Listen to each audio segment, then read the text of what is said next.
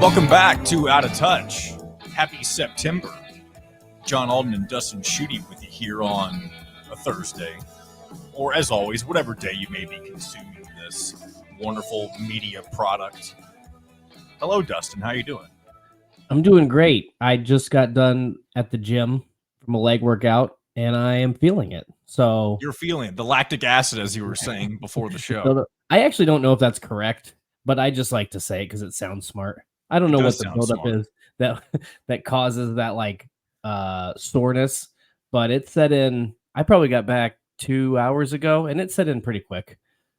By the way, no Mitchell Page right now. He may be joining us shortly. I don't want to forget to mention our man Mitch. I believe he's got some friends over, so if he's able to join us today, he will. If not, then he's avoiding. Too bad, so sad. He's avoiding his friends on this show for other That's friends. Right. He's avoiding the friends. I feel disrespected.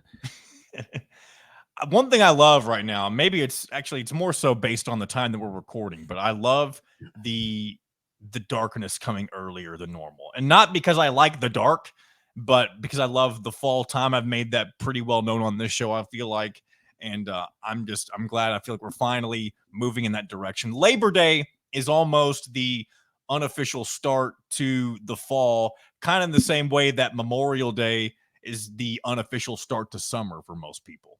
Yeah, and I was looking at the temperatures today here in St. Louis, and we have some warm days ahead, okay? But because on Thursday the high is supposed to get to into 90. So one more miserable day. But then listen to this. Listen to this on Friday, 80 degrees with a low of 62. Saturday, high of 72 with a low of 53. Sunday, high of 74 with a low of 48. Whoo! Dude, if that doesn't scream football weather, obviously all three of us are super into football and, college sports, whatever it may be. And it's finally here. I can stop saying it's almost here because I feel like it is actually here at this point. I think so. But it's supposed to warm up quite a bit after that, like mid to high 80s. But we're starting to get, into that frame of mind. So Are you enjoying, or did you enjoy your first week of college football coverage? I mean, yes. I always enjoy the first kickoff of the season, but for me, working in it, it's also hectic. I haven't had a day off in 3 weeks. So how does it feel now that you have to, do you have to pay attention to the new teams in the Big Ten at all? Yes. Like more so, or because it's something like if I were, and again, I don't know who you work for or whatever, or when I say who, I don't know how your all's company is structured, but I would assume there would be people who are dedicated to covering the teams out in the West Coast just because of the time difference and that type of stuff. Yeah. So I do for Sports Illustrated, the SI on primarily do Purdue. But I'll do some WNBA and occasionally I might throw in Indiana, but I also cover the Big Ten. So that requires me to watch other games and keep a track on everything that's happening. But it's not like in old positions where I had to know everything that was happening about everybody in all 14 schools. That hasn't expanded, but I mean, it's still, I still got to try to find storylines and things to keep an eye on because I do other radio programs and hits and all that kind of stuff. So I try to stay well informed. I get up. This is crazy. I am so set on not sounding like an idiot when I'm on live like this. I don't care. But when I'm on live radio that I will wake up. So I'm supposed to do a hit, what would be Wednesday morning at 6:30 this time, 7:30 Eastern time. I'll get up at 5:30 and start making notes. So that way, because it sticks in my brain, so I'll know what I'm talking about. And that's smart too, just because you want to at least probably feel awake as well. You don't want to be laying in bed and kind of sound like you're half asleep while you're doing a radio hit. That's also, a good point. But I do an hour and a half of prep to plan for 8 to 10 minutes of radio. And usually they don't even ask me the questions I think they're going to ask me, but I just try to go through stats and watch some clips and get some names down. So sometimes I didn't watch much of the Washington Weber State game, but if they ask about it, I should know about it. Have you ever been caught with your pants down? It sounds like you haven't. Oh, yes, I have You multiple have times. been. Yes, Okay. So yes, this is multiple. probably why you over prepare now at this point. The very first time, I'm not going to say this person's name because I still hold a grudge Oh, against this individual, but this happened at oddly enough, a Nebraska radio station where maybe it wasn't necessary. I'm not taking the blame for this, honestly, because I was covering all things Big Ten. I had a conversation. This was the very first radio hit I did. So I made it very clear. I was like, look, I just cover the Big Ten. So you can ask me anything you want about the Big Ten, but it's gotta be about that. About 5 minutes in, they started asking me national football questions. And after the show, the guy was like, wow, you just really weren't prepared. I'm like, it was, wow. So the I was guy really so, had the audacity to blame. yes, You told him ahead of time I did. that I told them ahead of time. Was never asked to go back on that program, which is fine with me. I don't think if they asked, I would go back anyway. But yeah, that was one bad experience. The other things that I get caught on, and I just say because I don't know, is when we talk about stuff like NIL, and things of that nature, like legalities, things that are way over my head. I just say that's above my pay grade, or I'm not smart enough to answer that yeah. because that's the truth. I don't think that's getting caught with your pants. That's just me not knowing, and I don't have the 3 hours it takes to research all that stuff. Yeah. Well, that's interesting. I've never done have I ever done a guest hit? I don't know that I have. Maybe I have and not. I know I've never. Here's what I've done because I knew I was trying to get my way to something. So the guy I work for in the afternoons, Nick Coffey, I reference him fairly often on the show. I feel like not Mhm. necessarily intentionally. It's just part of my livelihood. So I do mention it from time to time.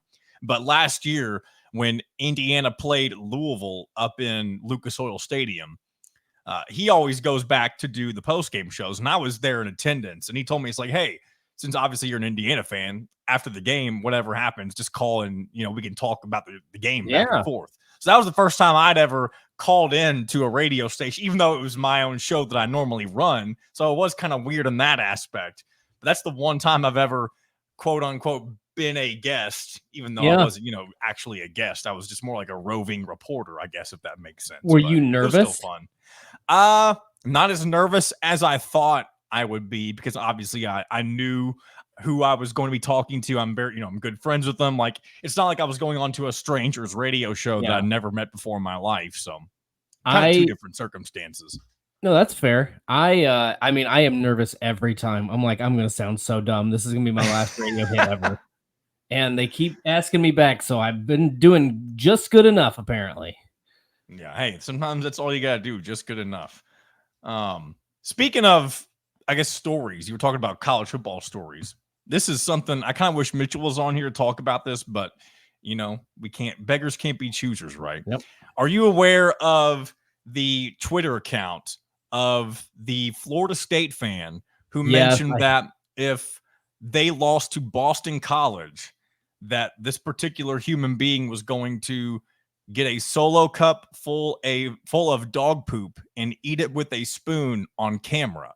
yep, I did see that. And then he deleted his account Delete, and after they lost to apparently Boston College. everybody's looking for this guy. Yeah. Yeah, this is one of the this is like the biggest where in the world is Carmen Sandiego moment in college football that I've ever experienced in my life. There is a witch hunt for this man. What I don't understand is, like, surely the guy had to, or maybe he knew he was going to do this if they did in fact lose. Like maybe his plan all along was if there is a way in hell that Florida State loses, like he was going to back out and delete all of his social media.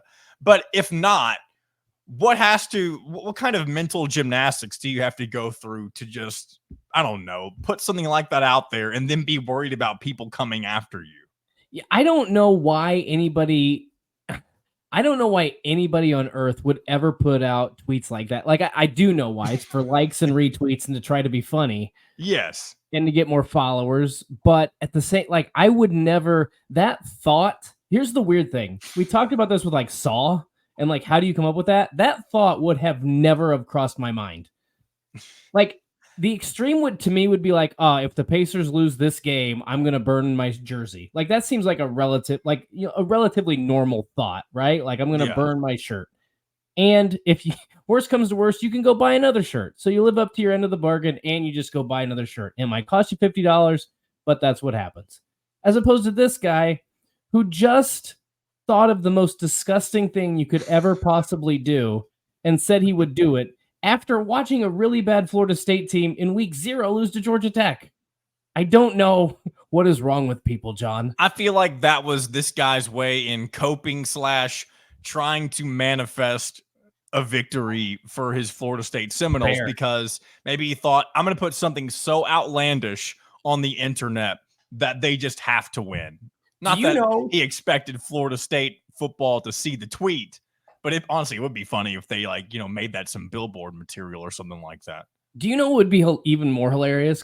Because think about this. Now, I know that there's been plenty of like ESPN talk and all of this, and I know this isn't a sports show, but this is funny. This is more than sports. This is dog poop out of a solo cup. This does feel like it's what's the word? Pop culture-ish. Could you imagine? There's not more people on social media are concerned with this guy than they are Florida State's performance and Mike Norvell. I think if I was a college football coach, I would create burners like this and just tweet out ridiculous stuff like this all the time to take the pressure off. Like Mike Norvell should buy this guy a car or something. And maybe that's why this person decided to delete everything. I don't think maybe this is somebody's burner and they were worried about it getting traced back to them. That maybe could be a staffer or something. Could you imagine that? I mean, that would be brilliant. I don't think this person was that smart, but that would be brilliant. But at the same time, like if you are a staffer, you've got to be aware. Maybe again, this goes back to me saying maybe it was just plan all along to delete everything. But I don't know. It was just wild. I don't know. I would like to know how many likes and retweets and how many people saw the original post. Because if it was it got 4 likes, he's like, oh, nobody's going to see it. Nobody cares. And then all of a sudden just wakes up the next morning and it's an explosion of all of these retweets and people coming after you.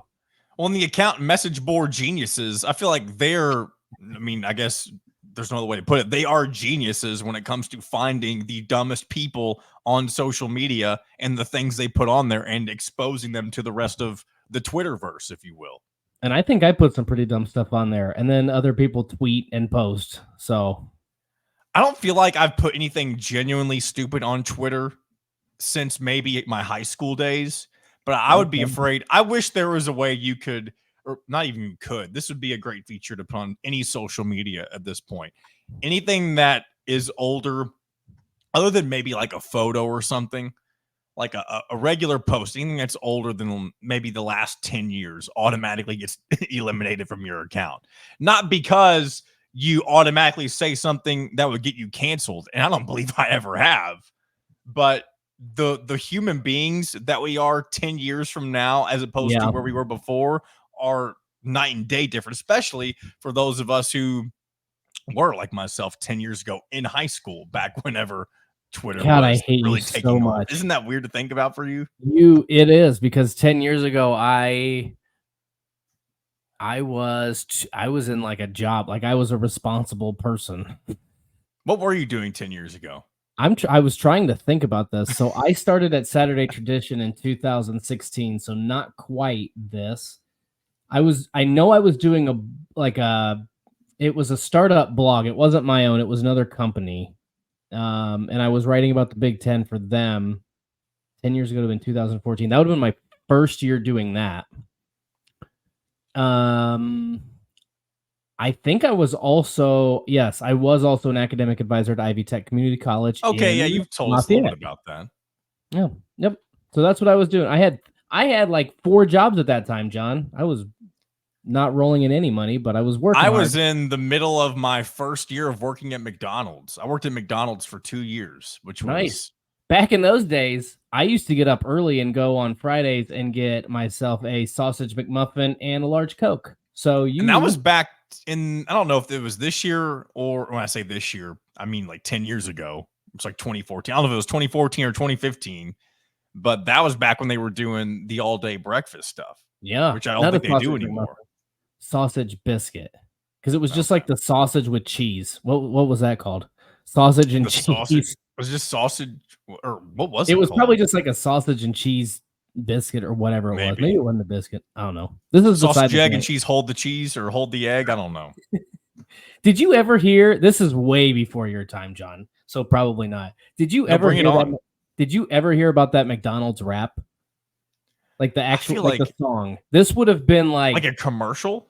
no. This was like a flip phone recorded rap that somebody did at a McDonald's drive-through, and I don't remember anything other because it moves so fast, and it's been. I would bet this was like 2005, 6, 7, somewhere in there. And he just starts like the rap starts out. I need a double cheeseburger and hold the Oh lettuce. yes, I've heard that. I don't know anything else about it other than that. Yes, that's hilarious. I do remember that. Did you ever eat the McDonald's like cheese sticks whenever they had them? They were only around for a very No, short time, but McDonald's they had were cheese so sticks. good. They were I so did. good.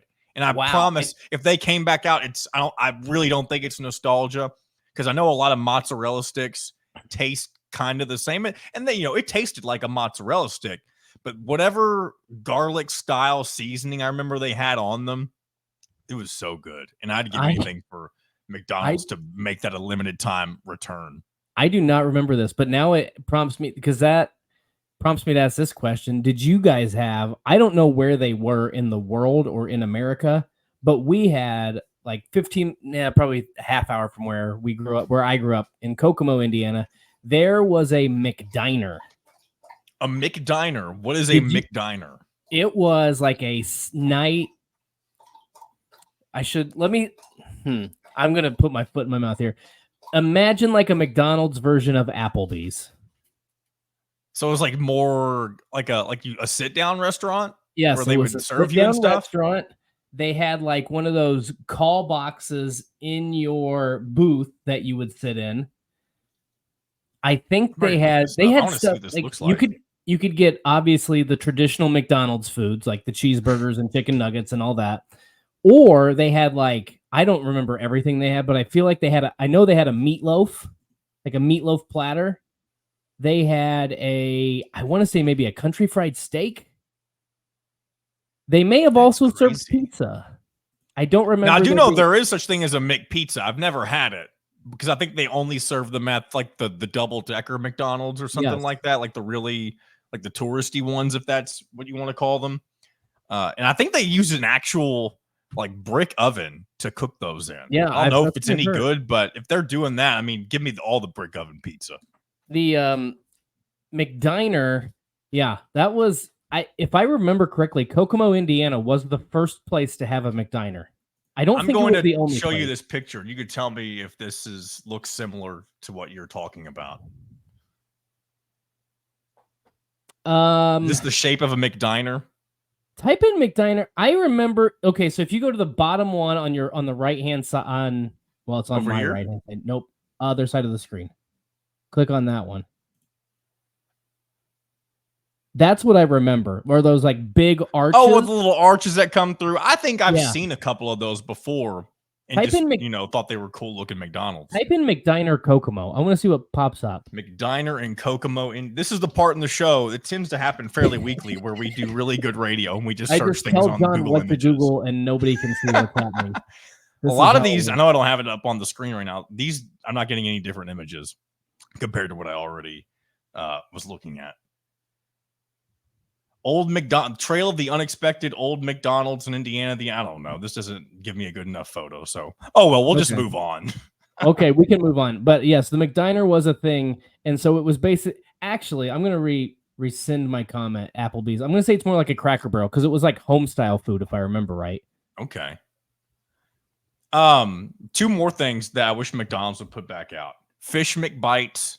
I know a lot of people think. I think I just like that because of the commercial. Do you remember the fishy? Do you remember that commercial they used to run with those? I did not know. So we're 0 for 2 on things that Dustin knows about McDonald's that they used to sell. I had no idea they sold cheese stick or mozzarella sticks. I have no idea that they sold fish bites. And this one's a deep cut because these have not been around since the 70s, but I've seen a photo of them. And I'm looking at it right now and they look really good. They're called onion nuggets. And it's exactly what you think it would be. It's just little fried battered pieces of onion not in the ring shape. But imagine munching on those in your car while you're driving to wherever it may be. That sounds like a detasseled bloomin' onion is what that sounds like. Oh, so my wife and I love Longhorns, and we always get, I mean, it's similar to bloomin' onion, but you mentioned the detached. You essentially just order the onion petals, I guess, and they're on a big old platter. I love onion rings. They are delicious. I hope we are making everybody who is listening to this very hungry. Food centric. We may be doing an unintentional advertisement for McDonald's. Some of you may be stopping in a McDonald's drive-thru right now, but unfortunately, you won't be able to order anything that we've talked about because all the stuff we're talking about doesn't exist anymore. I hope nobody listens to this at the gym because that'd be unfortunate.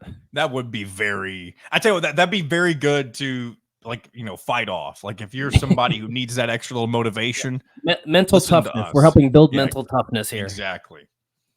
What else? So on the same lines of just, I guess, products, this might be not really a different style of episodes, just kind of things I've observed over the last few days. Are you aware? Oh, actually, before we do that, this is a great time to bring in our man Mitchell Page, who just checked into the green room. He's here.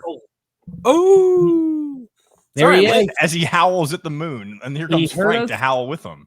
Talking McDonald's, and he wanted to join in the conversation. Yeah, we've been talking food, man. I could sense it. McDonald's, I'm fluent in this conversation. I'll give you the short version real quick. First of all, are you aware of what a McDiner is?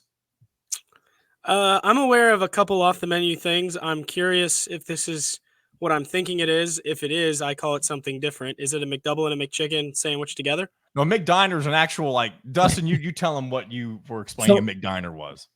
Do you know where Kokomo is, right? Yes. Okay, so there was a place called a McDiner, which was basically McDonald's meshed with Cracker Barrel. Like you sat in there, you could get the original menu items, the cheeseburgers, McNuggets, all that stuff, or they serve a meatloaf platter. I think there was a country fried steak option on there. It was like a legit restaurant, sit down restaurant. He's doing exactly what I was doing, which is going to Google Images. I told John, I think it was the first ever McDiner. It might have been the only McDiner. It may have been.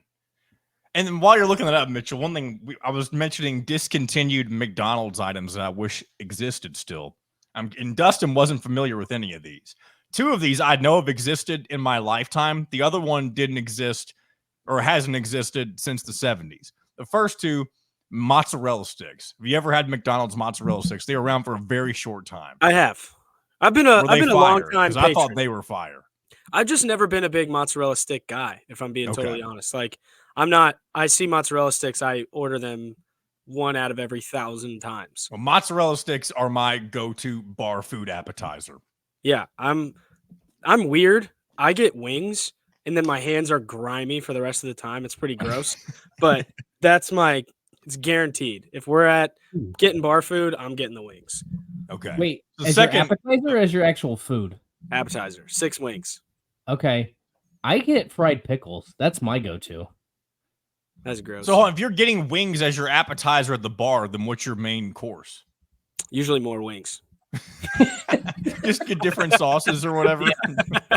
No, I guess it depends on what bar. Like if you're at the Ale Emporium on the north side, usually I get the stuffed breadstick stuff, or pepperoni stuffed breadsticks with the cheese sauce, and then the wings. But if you're at somewhere else, then you get wings and then a burger or something. Okay. Which by the Stacked Pickle used to have that combination for $12. It's amazing that they went out of business with that bargain.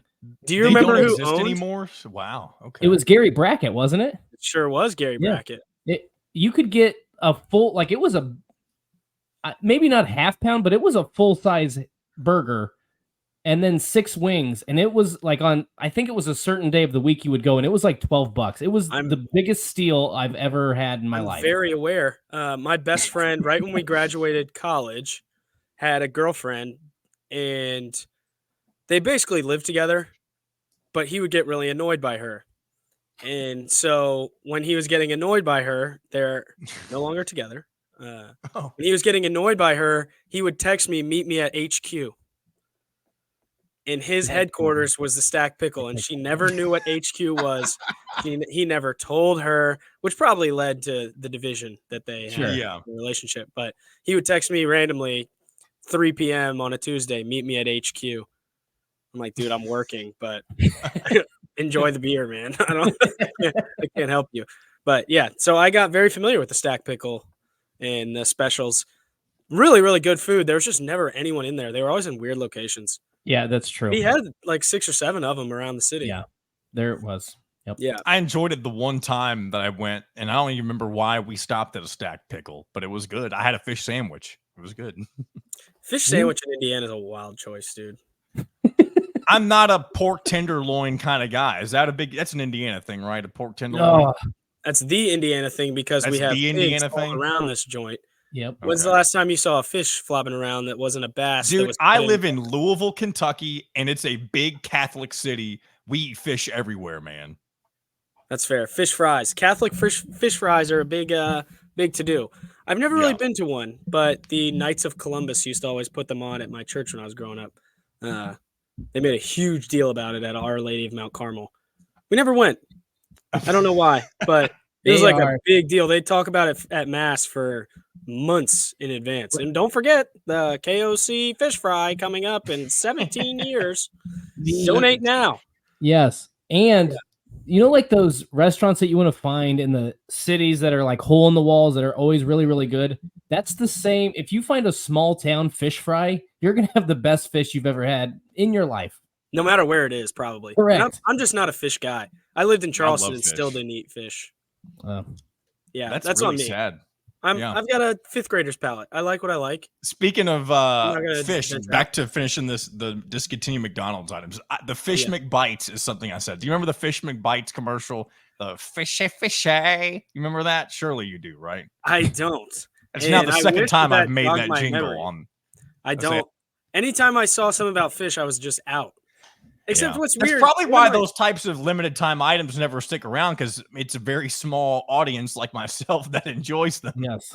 Does the McRib still on the menu? Is that like that comes out? So the reason we got to this, by the way, we were talking about jobs we used to have, and I mentioned how 10 years ago I worked at a McDonald's. It was my first job. Just to give the backstory. But your McRib comes out every October, I believe, like in a month, if you're a McRib type of dude. Did you love the McDonald's job? I didn't love it, but the people I worked with were better than you would expect for a McDonald's. Yeah. I feel like every McDonald's I go to, the people in there are either like pumped on life or they want to murder you. There's no in between. So it sounds like you got one of the good ones. And I feel like fast food workers, and I feel like I'm generalizing, I don't mean to generalize it, even though it seems like it's what I'm doing. 9 times out of 10, if you're not going to a place that's like Chick-fil-A or a place where like they really train your workers to be. Dude, Chick-fil-A really has the market pinned on like the high school like bubbly personality. They've got that market cornered like no. That's a monopoly is what they have. They have a monopoly on really positive high school kids that work in their stores that are just happy to see you. They need to spread the wealth. Because if you go to your local, again, I don't want to shout, and I guess we've been talking McDonald's, your stereotypical McDonald's, half the time you get to the window where they give you your food and they won't even look at you sometimes. They'll just hand you the bag and that's it. I think, you know what's amplified this, made it a million times worse, way better as the person going in there, because I also don't want to talk to anyone, but the screens have made this 1 million times worse.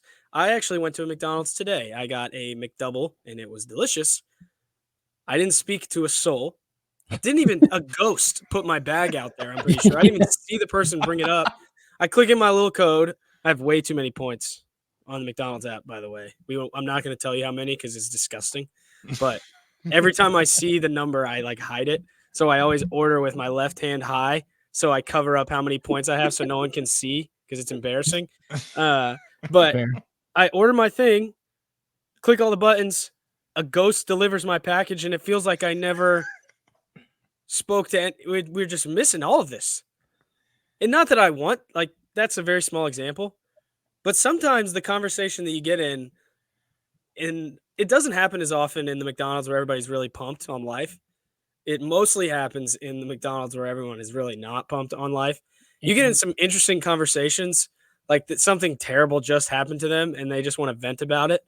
And they start telling you. And typically the story is not like I stubbed my toe. It's like my car got broken into and my house burned down and all of this. And it's like it can be a lot. You go through a lot of emotions. And I think that's what's missing in society is the McDonald's emotions. Well, see, I don't need to have a No one full-on had it. conversation with the worker. I just don't understand how somebody can be giving you your food in the drive-thru and not making eye contact. It's just so weird. I respect that. How many people they see every day?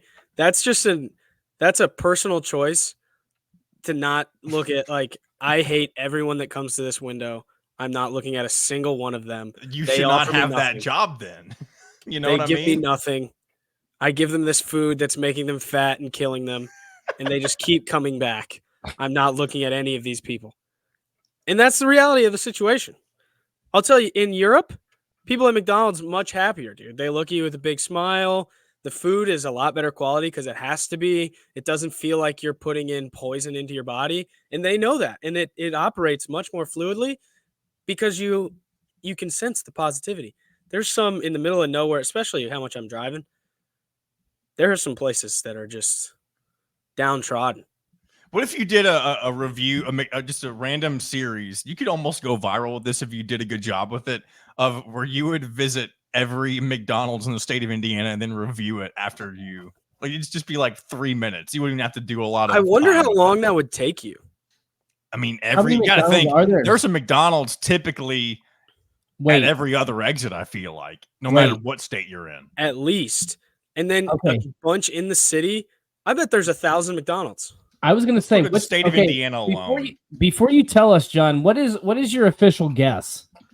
What's my official guess? Let everybody take a guess because I want to know who's closest on this. I bet I'm going to be way off because I feel like people always underestimate how many McDonald's actually exist. It's the largest I'm- real estate company in the world. Yeah. So think about that. Man, 1,000 I'll probably seems like embarrass so myself many with this guess. McDonald's. I'm going to say in the state of Indiana, there are 15,000 locations. I knew 15,000? he was going to go to the moon, dude. I knew it. Ugh. I Is could that just too see his many? brain doing the math. I think 1,000. I was going to go. I thought I was going to go high. I was going to say 1,847. You're gonna go. Okay, let's take a look. Okay, PC I'm gonna Mitchell go- said it like he knows. I'm gonna go like 747. Okay. Yeah, I was going to the Yeah. So in the United States alone, there's over 13,000. So I'm out of my mind. Well, I don't so know why it's going to I be went way that. below what we said. If this is correct, I don't know if it. Yeah, Except so this McDonald's is- or Indiana's a fat state, so McDonald's may play well here. What did you say, Mitchell? 1,847, And Dustin, you said what? 747. Yeah, 326. way That's off. it? Low. We were all way off. When I was this gonna- data 1,000 created? is so many. It's so many locations. I cannot believe I said 15. I told you I was going to make myself look like an idiot when I said that. 1,800 would have been like, if you would have just said a normal number, 1,800 would have been so dumb. But thank goodness you went in with that preposterous guess. Now we can make fun of you. Now I'm trying to see how many are in the entire world. I'm going to the Wikipedia page, of course. 13,000 in America. Watch So, there's like 18,000 As of in the rest of the 2023, world. I'm gonna say someone else needs to guess. 21,000. How many McDonald's exist in the entire world? 21,812. I'm gonna Dustin? say 18,450. 41,822. Ooh. Good for Mr. McDonald's. Good for Ray Kroc. Yeah, for Ray. Does he even exist anymore? I think he's dead. I like how you say that. Yeah, he still exists. He I said happened. that so weird. He didn't vanish from history. Have you ever watched He's that still movie, The alive, Founder? I should say. No, is it good? It paints him as not a great guy. Well, I'm shocked by this. But And didn't by he, I've not a heard great he's not. guy, Even it's without like- seeing that, I've heard he's not a good dude. He makes Wasn't a good dude. so these basically the premise of McDonald's, and this is based 100% on the show. I don't know the actual story.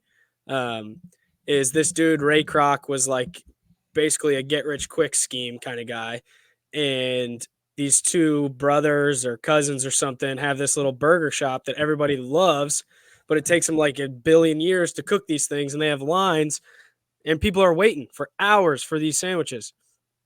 And he's like, why don't we just take a little bit off the quality and pump out a lot more? And they're like, I don't want to do that. And he says, well, let's just try it.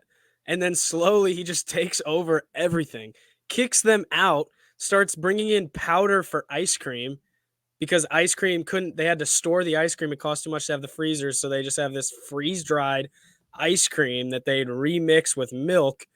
And they're just pumping and they grow like crazy. And these two that had McDonald's, it was the McDonald family or something, had built this beautiful business that was helping the community, giving them good food. People loved it. And then he just turned it into basically sand and mass produce everything. And It was a McPyramid scheme. I mean, that's as close. I'm glad that they did that because that's probably as close to the reality as it is, because they did I don't think it was like a documentary, but if you've ever seen I think it's The Food That Built America on History Channel. Yeah. They do a lot of different like major companies, like how Fritos and McDonald's was one of them. And that story that you just told is exactly the one that they tell on that show. So I think it must be fairly, I'm sure it's over dramatized, but I think they paint him as like a true shyster. Yeah. Like he comes in and just and gives this family, he gives them an option of like 1% ownership or $10,000. And they take the 10 grand or something. Yeah. And like now back then was like $1 million. Yeah. And now it would be like 70 billion or some crazy number. Yeah. There's a lot of stories like that. It's tough. I don't know how you, in a situation like that, I don't even know how you make that. Because in your mind, if you're Mr. and Mrs. McDonald that have been just family burgers for your whole life, like, you see this as just family burgers on the corner. This shady dude comes in and says, listen, I'll give you $10,000 or 1% ownership. And you're like, okay, well, we didn't make $10,000 in the last 50 years of unrunning this place. Give me the $10,000. Right. And then can you imagine just watching it like, feels like we made the wrong choice. Did you know that the original Burger King was actually called Insta Burger King? What? Like, so Burger King, before it was actually Burger King, it was a different store, and it was called Insta Burger King, which sounds insane. Why'd they drop the Insta? That's like the Facebook. So the Insta was in reference to like how quick they can make the burgers, like you're talking about with McDonald's. Was it trying to compete with McDonald's? Because McDonald's whole thing is like, it's pre-made. You order and we deliver it immediately. I think McDonald's was before Burger King, and I'm assuming that was like their competitive edge. To try to compete or something? I'm assuming so. And then, like, wait, those guys crank burgers like nothing else, dude. We can't compete with this Insta stuff. We want to be the king of burgers. What a great name that is, by the way.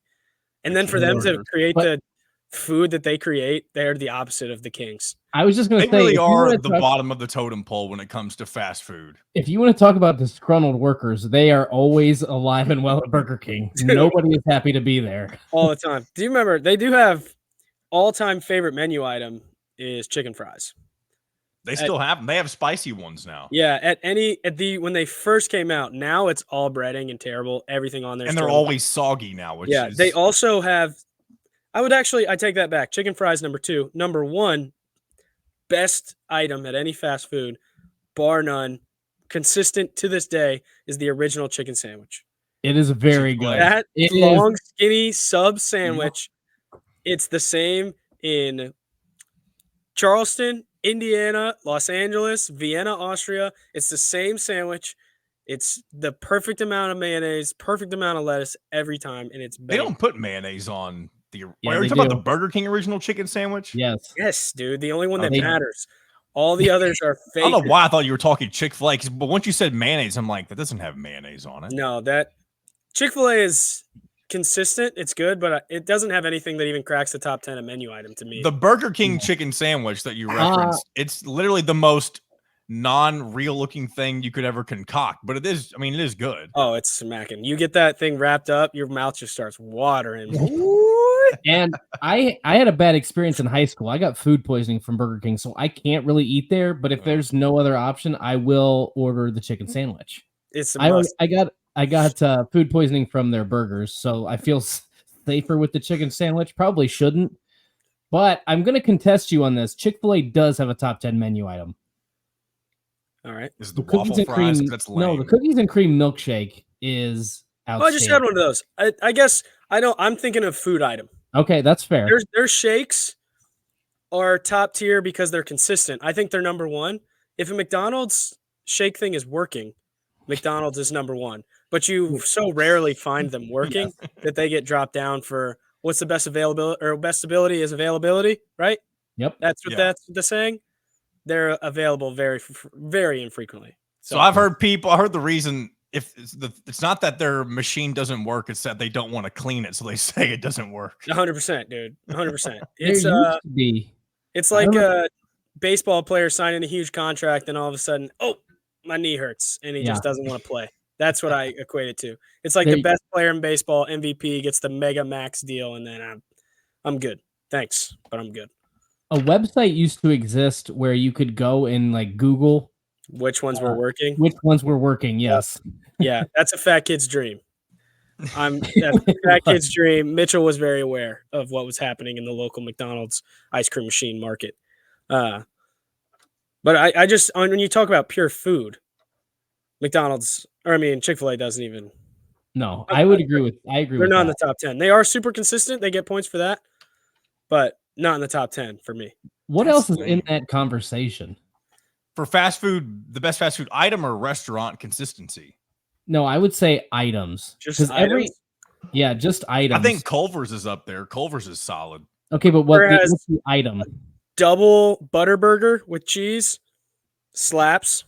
I think I just meant overall quality of the menu in general. No, I'm talking about a menu. No, we're talking about a menu item. Their chicken tenders are also delicious. Very simple, but delicious. The Cane's tenders. How about or actually, let me be more. The Cane's toast. The Cane's toast cannot be matched anywhere. Overrated. I would put Raising Cane's those tenders in the top 10. I put them in their own category by themselves. There's nothing really that compares in the fast They're food really, realm. really good. I think that a beef and cheddar on a sesame seed bun is in that conversation. Yes. My mom would be happy with that response. Yeah, the Arby's special. We've got the meats, that beef and cheddar, and you get the double, not just the single, because that can be a little too much bread. But if you get the double roast beef with the cheddar on a sesame seed, fire. Delicious. How do you feel about Arby's trying to kind of be a burger chain now? I don't feel that. I love their roast beef. Okay. I don't really. Are they advertising that? Yeah, I'm pretty sure they do burgers now. Not even limited. It's part of their main menu now. I don't go to Arby's unless I'm craving that beef and cheddar, which is not infrequently. They also have very awesome mozzarella sticks, by the way. Again, if we're on that train. What was I going to mention? Darn it! I lost my train of thought. I had a top 10 Frisco melt from Steak and Shake. No, I don't know that I'd put anything from Steak and Shake in my top 10. There was a time when I would. Obviously, I know what it was. Now, because I was about to say French fries. Do you remember? Now, this is going to be two different locations depending on where you live. Rallies or Checkers? Checkers. Their French fries. Woo! They were Rallies is a consistently delicious menu. I'll take Arby's curly fries over Rally's fries, though. Those are the top, in my opinion. But the Arby's curly fries Checkers is better. French fries. You would take Arby's Checkers curly Rallies fries is better. Nothing defeats the Arby's curly fry. I would take a full bag of Rally's fries at any point. Burger in my King life. makes some pretty fire fries. Oh, they do. I'll give it up. They can. Because they're. Here's what I'll say about Burger King's fries. Even though if you compare obviously Burger King and McDonald's. If they're both at their freshest, McDonald's is better. But here's the other thing. 9 times out of 10, or maybe not 9, maybe 6 or 7 times out of 10, you get some soggy McDonald's fries. I don't think I've ever had soggy Burger King fries. Are we going to make fun of Dustin for how huge his water bottle is, or are we just going to keep letting that slide? I didn't even see it. Bringing that thing up. That is more than a gallon of what is that thing? He keeps putting it up. It's bigger than his whole body. And I'm distracted by it every single time. How much? You can't drink that in 2 weeks, dude. That is 50 ounces of water right there. That is, I've seen it 3 times since I've been on this, and every time is more preposterous than the last. Do you know what? That is the funniest looking, and it's weirdly shaped as well, is which weirdly is pretty shaped. distracting. But Yeah. I don't forget it at the gym, and it holds a lot of water. I don't have to I fill can it up. imagine you just leave it open the door with it. You just leave the door propped open at the very front. It's like a inflatable tube man. I just carry a straw around with me. I'm telling you, just slurp it from everywhere. Because Yes, it's too heavy. absolutely. Because it's too heavy to lift Sorry up. to derail. I had to. Oh, if well, I you love hadn't derailing. Made a It's comment fine. about that, John. I mean, I what are we look. doing? That thing is crazy town. It's a Camelback. I used to have a Camelback water it bottle. does feel like it would. They are nice. It does I feel like don't care sometimes about you're who carrying it makes it. If it's up nice, on your if back. it hydrates you, It is does. huge and goofy looking, and you keep drinking it, and you have to move your whole head off of the screen to Ew. drink that thing. Yeah, And it's that's distracting. true. What's even funnier is I've drank more water because I don't like to let it just sit in there. I agree. Issue in If the I middle fill up of a water bottle, I drink it as fast as possible. yes, and in the middle of the night is when I have issues. So because now I'm an old man and I drink 175 ounces of water every day with my new water bottle. Yeah, and, I mean, you just bring the toilet to you, probably. you know, You're just sleeping on the ground in the bathroom. yeah, This is basically. this is less efficient. I've got to get your thoughts. What's Oh, that? sorry. I feel like I just stuck a crowbar in the middle of your sentence. Yeah, and you I had need to enough of remove it us. real quick.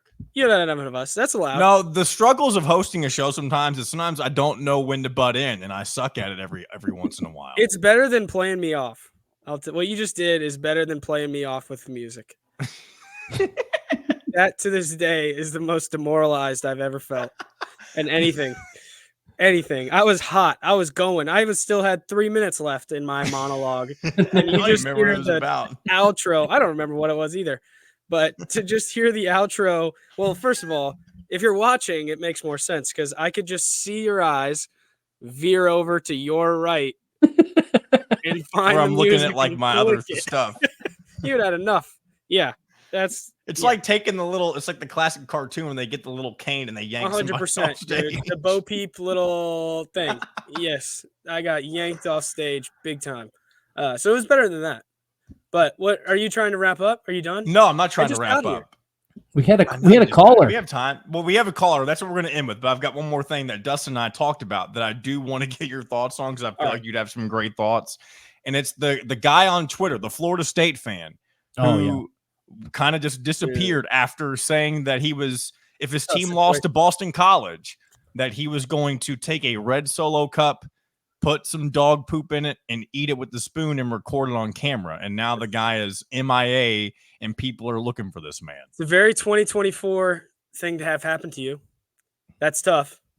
I'm a believer you got to put your money where your mouth is, or in this case, your mouth where the poop is. You can't. No one made him do this. No. And in today's society, people can find you fast. And I think he's putting himself at risk, not like of murder or anything, but he's going to have some issues, people throwing stuff at him. Poop in particular. You gotta own up, man. You say something outrageous. I'm a victim of this. I'd say outrageous stuff on Twitter all the time, but I'm very careful not to make any wild proclamations like this for fear of, you never know. Florida State was never going to lose that game to Boston College. They never were until they got smoked. And it was never even a game. Can you imagine? I mean, this is a tweet you make from a college apartment when you're drunk as you'll ever be. And he's sitting there watching this game a week later, knowing that tweet is up. And there's people that have saved that tweet and can't wait for this game. And it kicks off. The quarterback's horrible. You have no prayer, and you just know it, and you feel it for 60 game time minutes, 3 hours real time. You just see it coming, and you start to see the trickle on Twitter of people start adding you and stuff, and then the mentions get heavier, and as the game goes on, it gets worse and worse and worse, and then all at once there's an avalanche to the point you have to delete your Twitter, change your name, and grow a mustache. Can you imagine that 3 hour stretch for that guy? No. Where he must be mentally? he has to eat the poop. You have to do it. You have to. No one will make fun of you for eating the poop. That's the problem. That's what he almost doesn't understand. keeping following through. I mean, That's as what he doesn't disgusting as it understand. would be. In 1970, they would make fun of you for eating the poop. But now it is so much worse to just not be a man of your word. If you make crazy proclamations, cool. Got a lot of attention for it. But now when the Reaper comes, you better be ready. And he shied away from the moment. I mean, he can never show his face again. Can you imagine he reactivates his account? There's people that are scouring the web for stuff like this every day. Dustin, you go first. No, I was just going to say that my point to John was, I think that secretly, maybe not so secretly, Mike Norvell, head coach, and all of the players love this man because there is no attention on them playing like dog doo-doo for 60 football minutes, and instead trying to locate all of our energy is away from what actually happened on the field and trying to find this individual. I guess without this guy, there's a chance Mike Norvell was like teaching second grade English on Monday. Correct. Like that's how fast he was fired. Yeah, that's drink to that. Yeah, I think it's one of the wildest stories. People have said crazy stuff for a long time for whatever reason. His got picked up. I don't know how you can make a tweet like that, something that wild. Think, first of all, you tweet it in the moment of Florida State getting upset. So there's so many people doing the same thing that I do.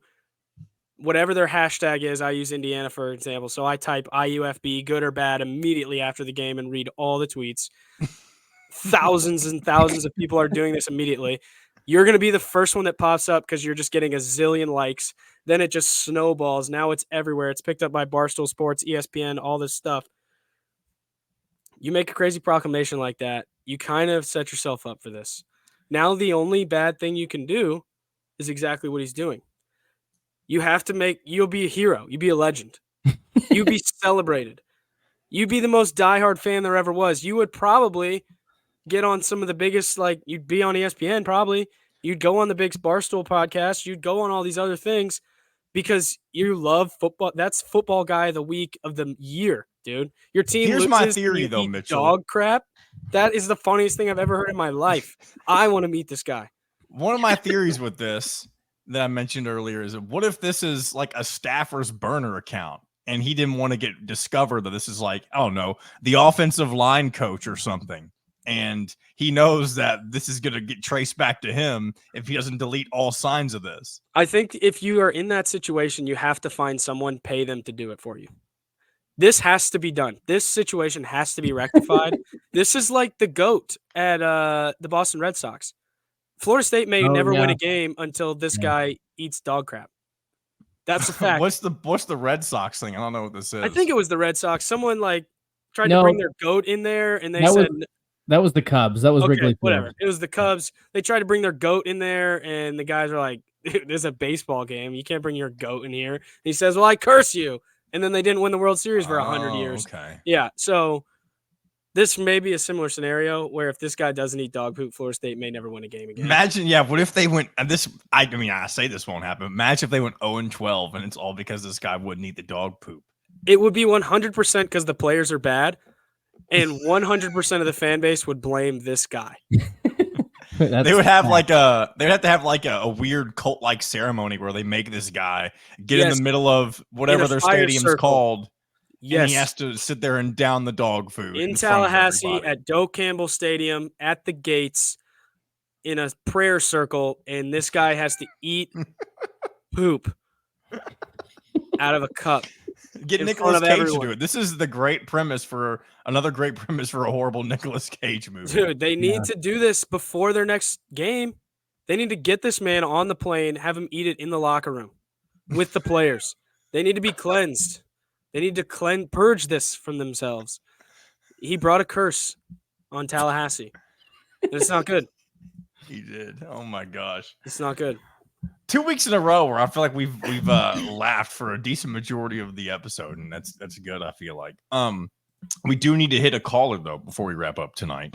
Let's do it. if you want to leave us a message, if you want to tell us what you think the man should do. Should he eat the poop? He has to eat the poop. Should people just let it go? Let us know at 502-830-9195. And would love to play your response on the show. But without further ado, this call, John, before we get to this call, I was trying to remember what I wanted to say. Have you seen Twitter since you posted that thing? Since I posted the stuff for In Touch? Yeah. Yeah, I've responded to, I think, one person. Mine didn't blow up the way that yours usually People do, are coming at my neck, bro. I cannot wait to read. Are people coming at your neck right now because of my post? I don't know if it's because of your post. I haven't checked it in like 3 hours, but I tweeted like 80 times today. Somebody named like Antoine Randall L. B-ball player like retweeted or liked it, but like, what does that even mean? Why would somebody be an account called Antoine Randall L. B-ball player? Oh, recently it's been pretty nice. Yeah, most of the responses on this tweet as compared to the ones you typically send out are a little different. Yeah, I was pretty nice today. I had a chance. One guy said F you to whatever, blah, blah, blah, blah, blah, blah. Jeffrey I did get some responses on the YouTube comments that, again, they're not mean, but they're things I'm going to address on Wednesdays. So I should say yesterday's episode of In Touch. But so there's only a couple on there that I'm going to talk about. Again, nobody being overtly mean, I don't think, but people really just disagreeing. They're all saying the same thing. And again, we don't want to get too deep into football, but they're all just saying win and we'll come. That's literally what people are saying. I love it. I want to, speaking of circles and cleansings, before one of these games, we need to have all, and I'm going to say it again just the way I said it on your show. We need to have all these morons come have a chat with me before the game. Not like fight, but I need to call them all morons to their face. Because all these people are idiots. I want to film Out of Touch while you do this. It'll be the best. I don't know why. I have such a renewed energy. I haven't felt like this since I probably graduated, where like our fans suck. Why do they leave? And most of them don't. But a lot of them do. And for whatever reason, the picture that I got tagged in on Saturday of the full stadium versus after halftime sent me to outer space. I've been furious about I had a dream about it. I am so irrationally angry that no one understands how simple this is. But I feel like I've been pretty nice on Twitter. But I'm going to be at the game on Friday. Oh, gosh. You should do like a man on the street video. Dude, I'm going to be live streaming from in that thing. I can't wait. I'm so excited. You should like go live on, do one of those like Twitter spaces or something at halftime. And like you need to have like a protest. You should be a street preacher for Indiana football and try to keep people in the stands. I would do that at halftime. Give me the big speaker that they also need to change it's third down. I love that guy that does it, but it's terrible. It's washed. We need some I love it. I don't know what, maybe it's because I grew up with it, but I love the dude who does that. He's great. He's a great, great dude. Love him. But we need to come up with something else because no one does it. And it's awkward. What I don't like about it is the little gator chomp bit. There's no reason to do that. Do you know that got made up in a team meeting in fall camp my first year? Yeah. Really? Yeah. That's the tradition of that. They're like, what should we do? And one of the players is like, I don't know. Like, we're trying to stop him. Like, gator chomp him. Well, that's a good idea. And then we just made the student section do it on the first day of school, and that was our thing. I swear. It's pretty good stuff. Oh, man. It's pretty good stuff. Yeah. So I just wanted to address that. I think there's some, hopefully, some people that'll be so angry that they've been called out personally, and I'll call you out by name on next week's In Touch if you don't show up and send me a picture of you at the game. I may tweet that at all these people. That if you don't show me a picture of you at the scoreboard, then I'm calling you out personally on every post. I want you to be out by like the ticket gate at halftime and just ask people why they're leaving. Oh, where are you going? Okay. Interesting. Interesting. Where you sit? And I'll just put like grenades under their seat. Right? It makes me so angry for no reason. We're not coming back, so why are you doing that? You got to hand them the grenade. That's what's so annoying. All these people come to every game, and they leave at the end of the second quarter. Do you know how much money you pay for those seats? That's the argument that I'm making. Like, you are paying money that you work really hard for to go and sit for half of the game. That doesn't make any sense to me. I cannot get there in my own head. Win what? The stadium was full. You clearly bought the tickets. Just stay there. We don't have to get too deep into it, but If you want to hear that's more what of I've this been doing on Twitter. conversation, Yeah, that's what I've been doing on Twitter for the last I 3 can't days. wait. I legitimately can't wait to go on Twitter and read all of this now. I tweeted a bunch of times today. Too many. I don't want to say that I was doing it while I was driving, but I might have been. tune in to In Touch or check out Monday's episode if you want to hear his rant on that specifically. And maybe there'll be a part 2 on next was a Monday's rant. episode. You could classify It was. as a rant. I don't think I spoke for like 4.5, 5 minutes. I think it was longer than that. I looked up, it was like 24 minutes, and the next time you talked was 32. And I didn't breathe. I didn't take one breath. I was straight go mode for 8 minutes straight. I didn't even mean to talk about it. I just couldn't. was great. I had it all pent up. I held it in for 24 minutes, and it just It's all right vomited though. out of me. Hey, I appreciate the content as always. This is good stuff. All right, is now we good can listen stuff. to the caller. I keep interrupting. Yeah, get to the caller. Sorry to keep Mr. Dustin's acquaintance waiting. He is our caller for today. And again, if you want to hit the hotline, 502-830-9195.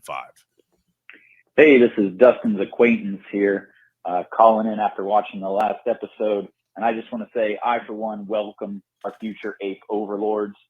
Yeah, like I know a lot of people always joke about like, oh, the machines will take over or aliens invade. No, I'm all about like with Mitchell, Planet of the Apes, amazing franchise. That's the one I always think will happen because, yeah, ape attacks are absolutely terrifying. And Mitchell's right. The new series of movies, fantastic, all worth watching. But I also got to throw it out here and say that you guys got to watch the original 60s and 70s Planet of the Apes films. They're so good. Yes, they're old movies that are, kind of dated when you look at them that way, but man, they are fantastic, fantastic movies. Keep up the great work. Love the show, guys. Thank you, Dustin's acquaintance. Yes. Mitchell, so this any was, thoughts? Or Dustin? Well, we They're saw so good. we saw a preview for one of the Planet of the Apes movies in the theater. I think we went to see Inside Out 2, I think is the preview that we saw it for. And the new one looked really good. But yes, I do want to say that it was brought to my attention because I thought this when we were talking about it. But Mitchell said something about like the original Planet of the Apes, but he was talking about the much more recent original. There's Planet of the Apes goes back to like the 70s. Abby brought this to my attention. I said, I thought that was right, but I didn't want to sound like an idiot on the show. So there are actually ones before the more recent ones. Which kind of aggravates me even more because I always just thought from an outsider's perspective that the Planet of the Apes movies just looked like just the idea of a movie about that just seemed odd to me. And the fact that it's a remake of another franchise, even though it has good reviews, it's just odd to me. I don't know if it's a remake though. I don't know enough about I've kind of wanted to watch it. I think it's like Star Wars, I think, in the sense of like it's the sequels, but they're, I honestly have no idea. They might have remade the original Planet of the Apes, but the original one is much older than the one. I don't know. I'm not even entirely sure. I just know that now I'm going to have to watch it. The only ape movies I've ever seen are Mighty Joe Young, which I saw that so long ago, I couldn't even tell you. The only thing I remember about that movie is the kid gets stuck on a Ferris wheel, and I think the gorilla has to save him or something like that. That's the one thing.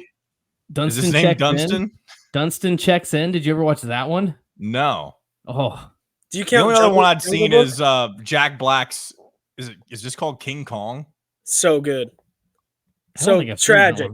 Oh, it's so good. Is that what the Jack Black is? I feel like it's not called King Kong, or am I just a dumbass? It's King Kong. Where they go to the island or whatever? They go to Skull Island. He's the filmmaker. Yes. Yeah, and I can't remember what the girl's name is, but same story. Yeah, he's infatuated, takes him back to New York.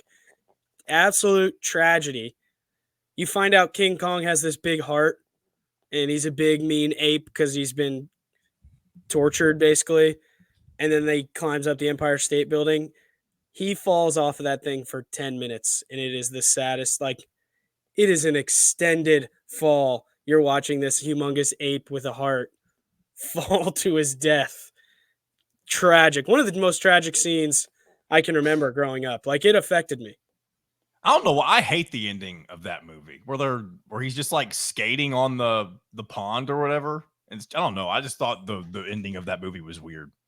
I just told you the ending. He gets shot off the Empire State Building and dies. I know, but he's also like with the woman, right? This is all kind Yes, of in that's like the when you last learn he 20 has a minutes. big heart.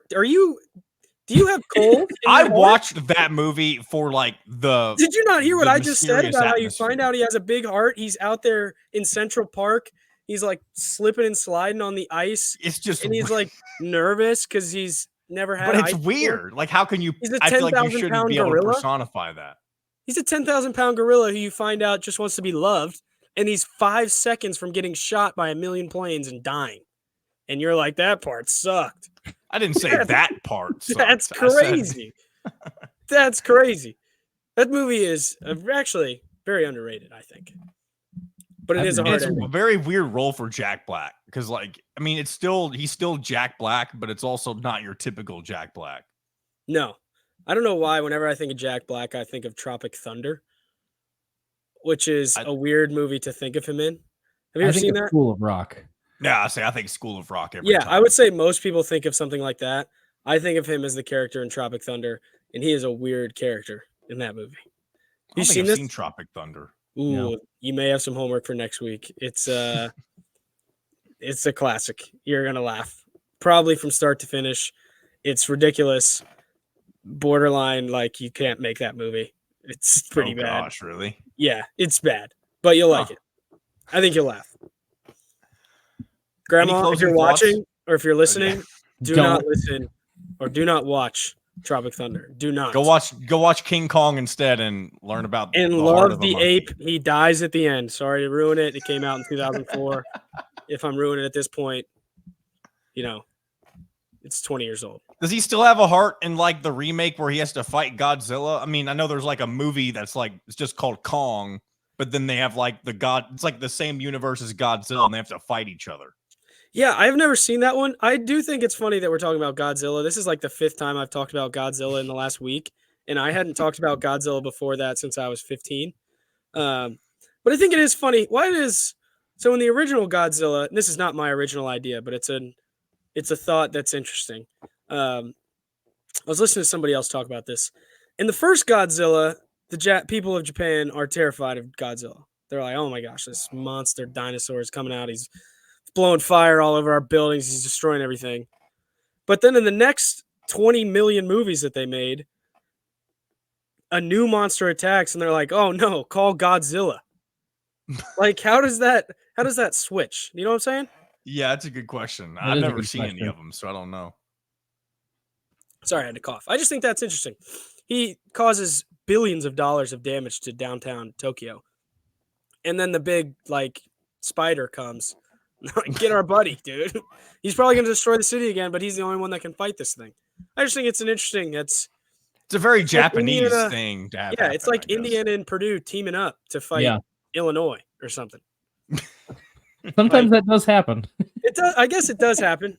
Twitter is a great place. Yeah, it is. I just think it's like two rivals and then they just become best of friends. But it's really transactional. They always say, what can Godzilla do? But not how is Godzilla, you know? Oof. That's Yeah. true. That's Think about Very that. deep. Think about that. very philosophical way to end the show. Oh man. That was stupid. Time to get my little Bo Peep cane Yeah, right there. I deserved it for that. Wow. Long episode, but a fun episode at that. And Yeah, I was late. no, you don't have to apologize. You get friends over. But we I did. appreciate you sticking around. And as always, we'll be back to do it again next week. If you want to hit the hotline, tell us about Dog Poop Man, 502-830-9195, or anything else you want to comment on. Until next time, this has been another episode of Out of Touch.